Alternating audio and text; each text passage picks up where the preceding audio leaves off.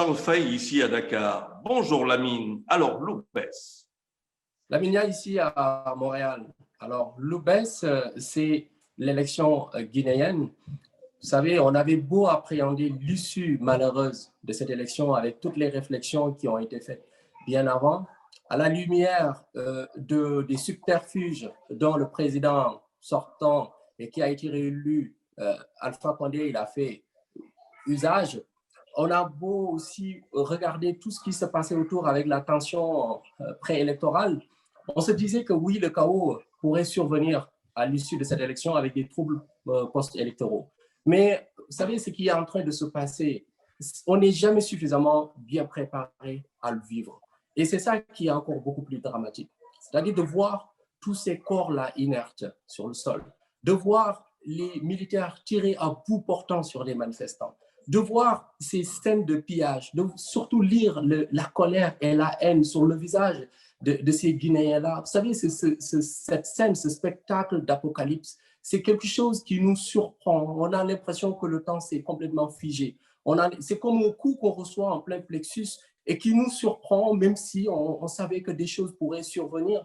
Et c'est ça qui rend cette situation encore beaucoup plus triste, beaucoup plus malheureuse. Et tout cela par la faute d'un seul homme qui a voulu s'arc-bouter, qui a voulu rester au pouvoir, qui prend tout un peuple en otage aujourd'hui et malheureusement qui garde ce peuple dans l'obscurité, mais également dans l'immobilisme, et on ne sait pas demain de quoi la Guinée, à quoi ça va ressembler et ce qui s'en suivra dans les jours, les mois et les années à venir.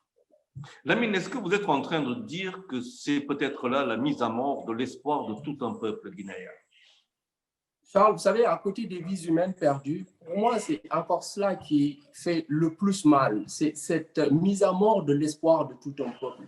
Un peuple, surtout un peuple qui a connu des difficultés, je parle de l'Afrique en général, qui a traversé des épreuves, a surtout besoin de l'espoir, parce que c'est ce qui fait tenir, c'est ce qui permet à ce peuple-là de croire à des lendemains meilleurs. Revisitons un tout petit peu l'histoire avec les États-Unis d'Amérique où la ségrégation, le racisme a régné pendant longtemps. Des phrases comme I have a dream de Martin Luther King, ça a permis de croire que demain, on pourra voir des Noirs côtoyer et vivre paisiblement avec des Blancs. Le Yes Weekend de Barack Obama, au moment où on se disait c'est pas possible d'avoir un président noir qui vient présider aux destinées d'un peuple américain à majorité blanche. De voir même au Sénégal le fameux SOPI d'Abdoulaye Wade qui avait insufflé tout un espoir à une jeunesse pour se dire le SOPI, c'est-à-dire le changement, c'est possible. Vous savez, les grands hommes ont cette capacité-là de donner de l'espoir à un peuple, même s'il est écrasé. Aujourd'hui, c'est ça qui est en train de se refermer, c'est-à-dire cet espoir pour une jeunesse africaine de se dire que oui, on pourrait croire en cette élite-là, que les lendemains seront meilleurs, que l'Afrique peut bouger. Aujourd'hui, c'est tout cela qui est à l'arrêt, qu'on a mis à mort complètement. Et c'est ça qui est encore beaucoup plus dramatique parce que ça transcende, ça dépasse la Guinée. Et c'est quelque chose qu'aujourd'hui, une émotion, un sentiment que partagent les Africains et qui n'est pas un sentiment positif. Cette crise guinéenne, Charles, c'est l'actualité. Et pour vous, il y a la CEDEAO qui est derrière. Est-ce que vous attendiez à ce que cet organe sous-régional vienne régler ce problème-là? Est-ce qu'il y a un échec de sa part également?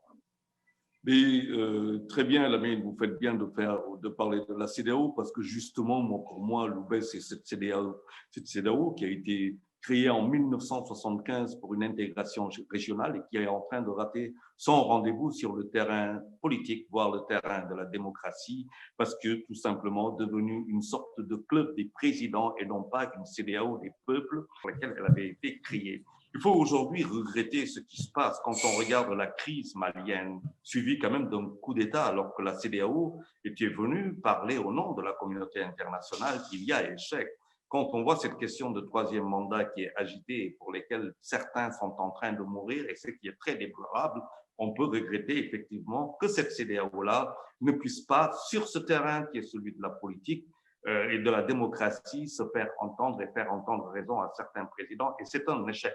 Mais cela peut se comprendre. Vous parlez tout à l'heure du président Macky Sall. Je pense qu'en termes de leadership dans le cadre de la CEDEAO, le président Macky Sall a raté un rendez-vous important parce qu'il aurait suffi, je pense, en décembre 2019, début depuis 2020, en janvier, de dire tout simplement qu'il ne se représenterait pas et que cette affaire était entendue pour peut-être poser un certain problème aussi bien à Alassane Dramane Ouattara et à Alpha Condé. Et je pense que de ce point de vue, en ce qui concerne le leadership, le président Macky Sall a raté un rendez-vous important. Ça, c'est ce que je pense. Et aujourd'hui, cette CEDEAO se retrouve devant une situation qui, pour moi, est très complexe et peut-être à laquelle les gens ne pensent pas tellement. Nous sommes 391 ou un peu plus, 91 millions d'Ouest africains en 2019-2020.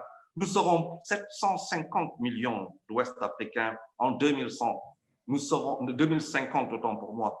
Nous serons 1,5 milliard d'Ouest africains en 2100, soit une augmentation de plus de 200% de la population ouest-africaine. Quel est le projet? Le projet est-il de tuer la démocratie au nom de certains qui veulent rester au pouvoir et tout faire pour rester au pouvoir après avoir été des opposants, après avoir été portés au pouvoir, ou faut-il penser à ces gens, à notre descendance, ces prochaines générations pour lesquelles nous devons faire un travail? Je pense qu'il y a une réflexion de ce point de vue, mais d'ici là, c'est trop loin. Parlons de ce qui se passe aujourd'hui. La CEDEAO a raté son rendez-vous, à mon sens. Et que faut-il faire? Faut-il la restructurer ou simplement la changer? Quel type de réforme faut-il s'attendre de la part de la CEDEAO? Je pense qu'il faut aller dans la perspective et la prospective des pères fondateurs. Quand on regarde quand même les premiers chefs d'État africains, c'était pas n'importe qui, c'était des panafricanistes. Certes, ce n'a pas été facile pour eux. Certes, ils ont souffert de la détérioration de l'échange, mais ils ont eu à construire des nations. Ça n'a pas marché partout, ça a été très difficile. Mais quand on voit aujourd'hui ce qui est en train de se passer, d'abord, à mon sens, la CEDEAO doit construire la CEDEAO des peuples.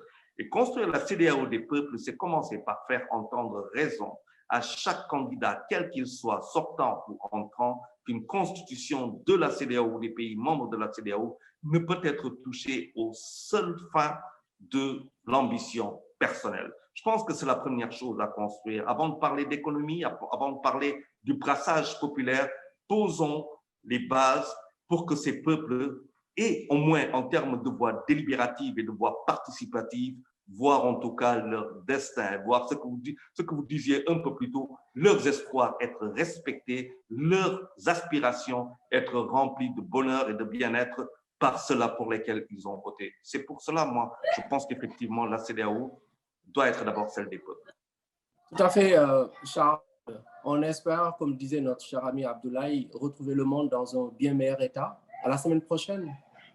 À la semaine prochaine, et toujours une pensée pour notre cher Abdoulaye, qui aujourd'hui quand même célèbre le 40e jour de la disparition de son père. C'est avec une grande pensée pour lui et toute sa famille. Merci à toi et à la prochaine pour un autre Loubès. Au revoir.